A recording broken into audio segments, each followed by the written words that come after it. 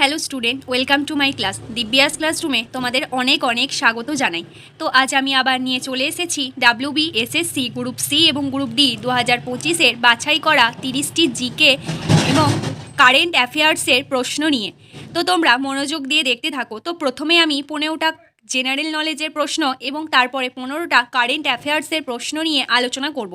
তো আজকের এই প্র্যাকটিস সেটে তোমাদের স্কোর কত হয় সেটা তোমরা দেখো, ঠিক আছে, এবং আমাকে কমেন্টের মাধ্যমে জানিও। তো মোট 30টি প্রশ্ন আছে, তো 30-এর মধ্যে তোমাদের প্রত্যেকের স্কোর কত করে হচ্ছে সেটা তোমরা দেখে আমাকে জানিও কমেন্টের মাধ্যমে।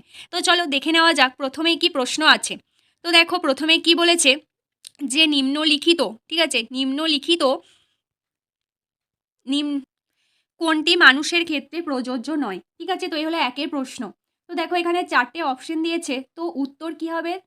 উত্তর হবে স্বভোজী, ঠিক আছে, উত্তর হবে স্বভোজী, ঠিক আছে, স্বভোজী। আর একটি স্বভোজীর উদাহরণ কি? উদ্ভিদ, ঠিক আছে, উদ্ভিদ হলো স্বভোজীর উদাহরণ। এরা কি করে? নিজেরাই খাদ্য উৎপাদন করে এবং সেই খাদ্য নিজেরাই গ্রহণ করে, ঠিক আছে। দেখো পরের প্রশ্ন। তো পরের প্রশ্নে কি বলেছে? পরের প্রশ্নে বলেছে যে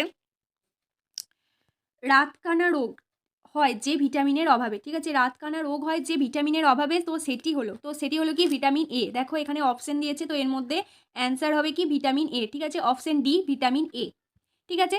ভিটামিন এতে, ঠিক আছে, ভিটামিন এতে কি রেটিনা রেডোপসিন নামক, ঠিক আছে, রেডোপসিন নামক এক রকমের রঞ্জক পদার্থ থাকে, ঠিক আছে। তো এই পদার্থটা কি করে? এই পদার্থটাই কিন্তু আমাদের কম আলোতে দেখতে সাহায্য করে। সেই কারণেই কি এই ভিটামিন এর যদি অভাব হয় শরীরে তাহলে কিন্তু রাতকানা রোগ হয়। পরের প্রশ্ন দেখো, পরের প্রশ্নে কি বলেছে, যে আপনার ক্যারিজ হলে আপনি কার কাছে যাবেন, ঠিক আছে, আপনার ক্যারিজ হলে আপনি কার কাছে যাবেন। তো দেখো প্রথমেই জেনে নাও যে ক্যারিজ জিনিসটা কি, ঠিক আছে। ক্যারিজ জিনিসটা হলো দাঁতের সমস্যা, ঠিক আছে। তো দাঁতের সমস্যা হলে আমরা তো স্বাভাবিকভাবে কার কাছে যাব? আমরা ডেন্টিস্টের কাছে যাব, ঠিক আছে, ডেন্টিস্টের কাছে যাব, ডেন্টিস্ট। তো এই প্রশ্নের উত্তর কিন্তু হবে ডেন্টিস্ট। পরের প্রশ্ন দেখো, পরের প্রশ্নে কি বলেছে, যে কাঙ্গারু কোন দেশের প্রতীক, ঠিক আছে, কাঙ্গারু কোন দেশের প্রতীক। তো এর অ্যান্সার কি হবে? তো এর অ্যান্সার হবে কি? অস্ট্রেলিয়া, ঠিক আছে, এর অ্যান্সার কিন্তু হবে অস্ট্রেলিয়া। অস্ট্রেলিয়ার একটি স্থানীয় প্রাণী বলা যেতে পারে কাঙ্গারু, সেই কারণেই কিন্তু এই কাঙ্গারুকে অস্ট্রেলিয়া দেশের প্রতীক হিসেবে মানা হয়। পরের প্রশ্ন দেখো, পরের প্রশ্ন কি আছে, যে টোফু, ঠিক আছে, টোফু কিসের থেকে তৈরি হয়। দেখো অপশন দিয়ে দিয়েছে, অপশন এ হচ্ছে কোকোয়া, অপশন বি হচ্ছে সয়াবিনের দুধের দই, পরেরটা দেখো দই, এবং এটা হচ্ছে কফি, ঠিক আছে। তো এর মধ্যে উত্তর কোনটা হবে? এর মধ্যে উত্তর হবে কি? সয়াবিনের দই, ঠিক আছে, সয়াবিনের দই, এটা হবে কি অ্যান্সার, বিয়েরটা, ঠিক আছে। তো সয়াবিনের দুধের দই থেকে কিভাবে এটা তৈরি হয়? দেখো সয়াবিনের দুধের দই থেকেই কিন্তু এটা তৈরি হয়। প্রথমে কি সয়াবিনটাকে শুকনো করা হয় এবং তার থেকে কি করা হয়, এই যে দুধকে, সয়াবিনের দুধ থেকে জমিয়ে এই যে জিনিসটা আছে টোফু, এটা কিন্তু তৈরি করা হয়। পরের প্রশ্ন দেখো, পরের প্রশ্নে বলেছে পৃথিবীর সবচেয়ে গভীরতম হ্রদ হলো, ঠিক আছে। তো দেখো এই প্রশ্নের উত্তরটা কিন্তু আমি বলছি না। তো দেখো অপশন এ আছে লোহিত সাগর, বি আছে ডাল হ্রদ, এবং সি আছে কাম্পিয়ান সাগর, এবং ডি হচ্ছে বৈকাল হ্রদ। তো দেখো এখানে ছবিটা দেখে তোমরা এটা একটু বোঝার চেষ্টা করো যে পৃথিবীর সবচেয়ে গভীরতম হ্রদ কোনটি, ঠিক আছে, এবং এই উত্তরটা আমাকে তোমরা কমেন্টের মাধ্যমে জানিও। তো আমি যাচ্ছি পরের প্রশ্নতে। পরের প্রশ্ন দেখো কি আছে, কোন স্তন্যপায়ী ডিম পাড়ে, ঠিক আছে, কোন স্তন্যপায়ী ডিম পাড়ে। ডলফিন, হংসচঞ্চু, তিমি নাকি ভূগং। তো এর উত্তর হবে কি? এর উত্তর কিন্তু হবে হংসচঞ্চু, ঠিক আছে, হংসচঞ্চু ডিম পাড়ে, ঠিক আছে, স্তন্যপায়ী ডিম পাড়ে।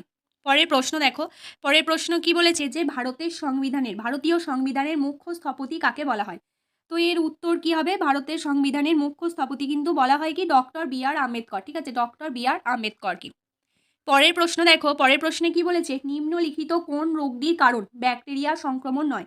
তো এখানে 4টে রোগ আছে, এর মধ্যে কোন রোগটা ব্যাকটেরিয়া সংক্রমণ রোগ নয়, ঠিক আছে। তো উত্তর হবে কি? আমাশয়, উত্তর হবে আমাশয়। পরের প্রশ্ন দেখো কি বলেছে, যে বিগ ব্যাং থিওরি বিবৃতি করে, কি বিবৃতি করে, কি বিবৃতি করে। তো এর উত্তর কি হবে? এর উত্তর হবে যে ব্রহ্মাণ্ডের সৃষ্টি, ঠিক আছে, ব্রহ্মাণ্ডের সৃষ্টি। এই বিবৃতিটি কিন্তু এই বিগ ব্যাং থিওরি থেকে আমরা জানতে পারি, ঠিক আছে, পৃথিবী বা বিশ্ব, যে মহাবিশ্ব, তার উৎপত্তি সম্পর্কে সবচেয়ে বিশ্বাসযোগ্য থিওরি কিন্তু হলো বিগ ব্যাং থিওরি, ঠিক আছে। পরের প্রশ্নেও দেখো কি বলেছে, যে ভূমিকম্পের তীব্রতা মাপা যায় যেটি দ্বারা, সেটি হলো। তো ব্যারোমিটার, হাইড্রোমিটার নাকি পলিগ্রাফ নাকি সিসমোগ্রাফ, কোনটির সাহায্যে মাপা যায়। তো এর উত্তর হবে কি? এর উত্তর কিন্তু হবে সিসমোগ্রাফ, ঠিক আছে, উত্তর কিন্তু হবে সিসমোগ্রাফ। এই সিসমোগ্রাফ যন্ত্রটি হলো এমন একটি যন্ত্র যা কি ভূমিকম্পের সময় মাটির কম্পন, ঠিক আছে, কম্পন শনাক্ত করতে কিন্তু সাহায্য করে। পরের প্রশ্ন দেখো কি বলেছে যে পর্ণমোচী গাছে কি হয়, ঠিক আছে, গ্রীষ্মকালে ফুল ঝরে যায়, শীতকালে পাতা ঝরে যায়, নাকি শীতে ফুল ঝরে যায়, নাকি শীতে মরে যায়। তো এর উত্তর কি হবে? উত্তর কি তোমরা জানো? যদি জেনে থাকো আমাকে কিন্তু কমেন্টের মাধ্যমে জানিও, ঠিক আছে। তো না জেনে থাকলে জেনে নাও। তো পর্ণমোচী গাছে কি হয়? শীতকালে পাতা ঝরে যায়, ঠিক আছে। অপশন বি, অপশন বি, শীতকালে পাতা ঝরে যায়। কেন ঝরে যায় বলো তো? শীতকালে পাতা এই কারণে এই গাছটা ঝরিয়ে দেয় যাতে কি হয়, জল এবং শক্তি সে সংরক্ষণ করে রাখতে পারে, ঠিক আছে। তো সেই কারণেই সে তার গাছ মানে এই গাছটি তার পাতাগুলো, পর্ণমোচী গাছ কি করে, তার পাতাগুলো ঝরিয়ে দেয়, ঠিক আছে। পরের প্রশ্ন দেখো কি বলেছে যে মশার, ঠিক আছে, মশার জৈব নিয়ন্ত্রণে কোনটি ব্যবহৃত হয়, ঠিক আছে। মশার জৈব নিয়ন্ত্রণে কোনটি ব্যবহৃত হয়। তো এর উত্তর কিন্তু হবে গ্যাম্বুসিয়া, ঠিক আছে, গ্যাম্বুসিয়া, অপশন সি। এটা কিন্তু মশা মাছ নামেও পরিচিত, ঠিক আছে, মশা মাছ নামেও কিন্তু পরিচিত। পরের প্রশ্ন দেখো কি বলেছে। পরের প্রশ্নে বলেছে যে ভূপাল, ঠিক আছে, ভূপাল গ্যাস দুর্ঘটনার কারণ ছিল MIC গ্যাস নিঃসরণ, যেটি হলো, ঠিক আছে। তো দেখো এখানে অপশন দিয়ে দিয়েছে, এর মধ্যে কোনটা হবে? এর মধ্যে হবে যে এর মধ্যে হবে কি মিথাইল, ঠিক আছে, মিথাইল আইসোসোয়া, ঠিক আছে, মিথাইল আইসোসোয়া, মিথাইল আইসোসোয়ানেট, ঠিক আছে, মিথাইল আইসোসোয়ানেট, অপশন বি। পরের প্রশ্ন দেখো কি বলেছে যে কোনটি গ্রিন হাউস গ্যাস নয়। এখানে 4টে গ্যাস রয়েছে দেখো, methane, nitrous oxide, carbon dioxide এবং হাইড্রোজেন। এর মধ্যে কোনটি মানে গ্রিন হাউস গ্যাস নয়, ঠিক আছে। তো উত্তর কিন্তু হবে যে হাইড্রোজেন। উত্তর হবে কি অপশন ডি, হাইড্রোজেন, ঠিক আছে। এটা কিন্তু মানে গ্রিন হাউস গ্যাসের মধ্যে পড়ে না, ঠিক আছে। তো এই ছিল আজকে জেনারেল নলেজ থেকে 15টি প্রশ্ন। তো এরপর আমরা আলোচনা করব কারেন্ট অ্যাফেয়ার্সের 15টি প্রশ্ন। তো তার আগে তোমরা অবশ্যই আমার চ্যানেলটিকে সাবস্ক্রাইব করে আমার পাশে থেকো, আর ভিডিওটা যদি ভালো লেগে থাকে একটা লাইক, কমেন্ট এবং শেয়ার করো। তো তোমাদের একটা লাইক, কমেন্ট কিন্তু আমাকে আরও অনেক উৎসাহিত করবে এই ধরনের ভিডিও বানাতে। তো তোমরা অবশ্যই একটা লাইক, কমেন্ট করো এবং আমার চ্যানেলটিকে সাবস্ক্রাইব করে দাও। তো চলো দেখা যাক, এরপর আমরা দেখবো জেনারেল নলেজ থেকে। জেনারেল নলেজের 15টি কোশ্চেন আমাদের দেখা হচ্ছে, এরপর আমরা দেখবো কারেন্ট অ্যাফেয়ার্স থেকে 15টি প্রশ্ন। তো চলো দেখে নেওয়া যাক কারেন্ট অ্যাফেয়ার্সের প্রশ্নগুলি। প্রথমেই দেখো কি আছে, 16 দাগে কি প্রশ্ন আছে। 16 দাগে বলেছে যে প্লেয়িং ইট মাই ওয়ে, ঠিক আছে, প্লেয়িং ইট মাই ওয়ে গ্রন্থটি লেখক কে। তো দেখো গ্রন্থটি লেখক হলেন সচিন তেন্ডুলকার, ঠিক আছে, সচিন তেন্ডুলকার, অপশন সি, সচিন তেন্ডুলকার। পরের প্রশ্ন দেখো কি বলেছে। পরের প্রশ্নে বলেছে যে রাজ্য সরকারের মন্ত্রীরা যার কাছে যৌথভাবে দায়বদ্ধ তিনি হলেন, ঠিক আছে। তো তিনি হলেন কি বিধানসভা, ঠিক আছে, বিধানসভার কাছে দায়বদ্ধ, ঠিক আছে। পরের প্রশ্ন দেখো। পরের প্রশ্নে আছে যে মোহনবাগান ক্লাব ব্রিটিশ দলকে হারিয়েছিল, ঠিক আছে, মোহনবাগান ক্লাব ব্রিটিশ দলকে কত সালে হারিয়েছিল, ঠিক আছে। তো এটা হলো প্রশ্ন। তো এর উত্তর হবে কি? উত্তর হবে 1911 সালে, ঠিক আছে, 1911 সালে। তো এটি ছিল কি প্রথম কোনো ভারতীয় দলের জয়, ঠিক আছে, কোনো ভারতীয় দলের জয়। ঔপনিবেশিক শাসনের বিরুদ্ধে এক ঐতিহাসিক জয় কিন্তু ছিল এই জয়, ঠিক আছে। ঔপনিবেশিক শাসনের বিরুদ্ধে এক ঐতিহাসিক জয় ছিল এই মোহনবাগান ক্লাবের ব্রিটিশ দলকে হারানোর জয়, ঠিক আছে, 1911 সালে। পরের প্রশ্ন দেখো কি বলেছে নিম্নের কোনটি ক্রান্তীয় মৌসুমি ফসল, ঠিক আছে। তো দেখো এখানে 4টে অপশন আছে, ধান, বাজরা, গম এবং সরিষা, যার মধ্যে অ্যান্সার হবে ধান, ঠিক আছে, অ্যান্সার হবে কি ধান। এই ধান হলো কিন্তু ক্রান্তীয় মৌসুমি ফসল, যেটা কি বর্ষাকালে চাষ করা হয়, ঠিক আছে, এবং এর জন্য কি উচ্চ তাপমাত্রার প্রয়োজন, মোটামুটি 25 ডিগ্রি সেন্টিগ্রেড, ঠিক আছে, এবং কি এর ওপরে হলেও ভালো হয়, আর কি প্রচুর বৃষ্টিপাতের প্রয়োজন, মানে মোটামুটি বার্ষিক ধরো 100 থেকে 200 সেমি বৃষ্টিপাতের কিন্তু প্রয়োজন, ঠিক আছে, এই ধান চাষের জন্য। তো পরের প্রশ্ন দেখো কি বলেছে যে বিশ্বভারতী অবস্থিত। তো বিশ্বভারতী কোথায় অবস্থিত আমরা সবাই জানি। তো বিশ্বভারতী অবস্থিত কোন জেলায়? তো উত্তর হবে কি বীরভূম, ঠিক আছে, বীরভূম জেলায়, অপশন সি, বীরভূম জেলায়। পরের প্রশ্ন দেখো বলেছে কৌলিন্য প্রথার প্রচলন কে করেন। তো কৌলিন্য প্রথার প্রচলন কে করেন? দেখো এখানে 4জন সেন রাজার নাম রয়েছে, তো তার মধ্যে উত্তর কি হবে? উত্তর হবে অপশন সি, ঠিক আছে, বল্লাল সেন, ঠিক আছে, বল্লাল সেন। তিনি কে ছিলেন? তিনি ছিলেন দ্বাদশ শতাব্দীর সেন বংশের রাজা, ঠিক আছে, দ্বাদশ শতাব্দীর সেন বংশের রাজা বল্লাল সেন, তিনি কিন্তু কৌলিন্য প্রথার প্রচলন করেছিলেন। পরের প্রশ্ন দেখো কি বলেছে যে ধ্যানচাঁদ, ঠিক আছে, 22 প্রশ্ন, ধ্যানচাঁদ যে খেলার সঙ্গে যুক্ত ছিলেন তা হলো, তা কি? দেখো দৌড়, ফুটবল, কুস্তি নাকি হকি। তো এখানে উত্তর কিন্তু হবে হকি, ঠিক আছে, উত্তর কিন্তু হবে হকি, ঠিক আছে। তো কারণটা কি, মানে কোন খেলার সঙ্গে যুক্ত ছিলেন? তিনি হকি খেলার সঙ্গে যুক্ত ছিলেন, ঠিক আছে। তো তাকে কিন্তু বলা হয় সর্বকালের হকি খেলোয়াড়দের মধ্যে অন্যতম, ঠিক আছে। তো তিনি কি করেছিলেন? তিনি অলিম্পিকে 3বার কিন্তু স্বর্ণপদক বিজয়ী হয়েছিলেন। পরের প্রশ্ন দেখো কি বলেছে যে এর মধ্যে কোনটি পুনর্ভব শক্তি। দেখো এখানে 4টে শক্তি দিয়েছে, ঠিক আছে, সৌরশক্তি, সৌর বিদ্যুৎ, পারমাণবিক বিদ্যুৎ, তাপবিদ্যুৎ এবং পেট্রোলিয়াম। তার মধ্যে বলেছে কোনটি পুনর্ভব শক্তি। তো এখানে উত্তর হবে কি, উত্তর হবে অপশন এ, ঠিক আছে, সৌরশক্তি।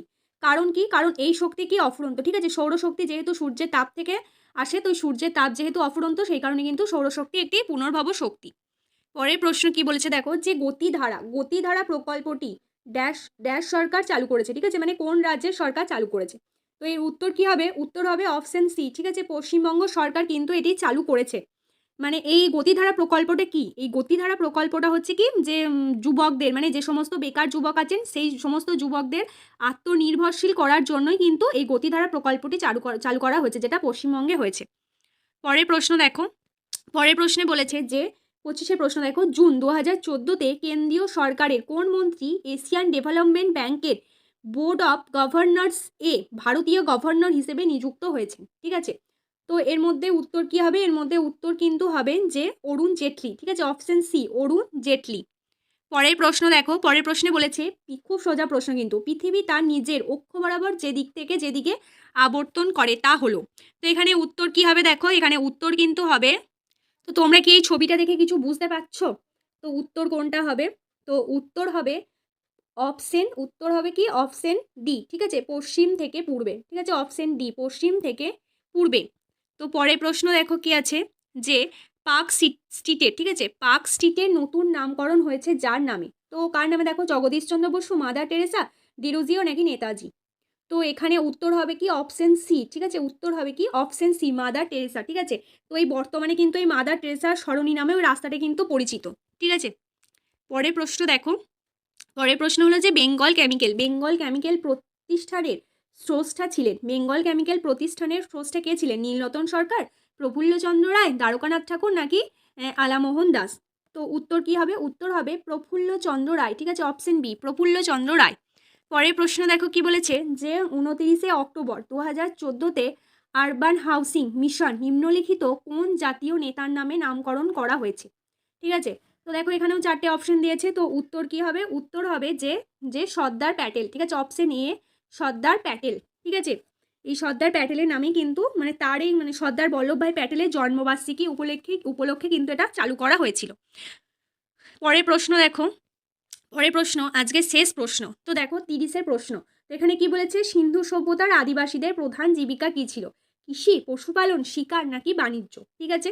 তো এই সিন্ধু সভ্যতার আদিবাসীদের প্রধান জীবিকা ছিল, এর উত্তর হবে কি অপশন এ, ঠিক আছে, উত্তর হবে কি অপশন এ, কৃষি, ঠিক আছে। তাদের কৃষিকাজই ছিল প্রধান জীবিকা, তারা সেই সময় কি গম, ঠিক আছে, বার্লি, মটর, তিল, তুলো প্রভৃতির মতো ফসল কিন্তু চাষ করতো, ঠিক আছে। তো দেখো আমি আজকে তোমাদের সাথে 30টা প্রশ্ন আলোচনা করলাম, ঠিক আছে। তো আজকের প্র্যাকটিস সেটে আমার 30টা প্রশ্ন ছিল, তার মধ্যে থেকে আমি প্রতিটা প্রশ্নের উত্তরের সাথে সাথে কিন্তু ছোট্ট করে একটু করে ব্যাখ্যাও দিয়েছি, ঠিক আছে।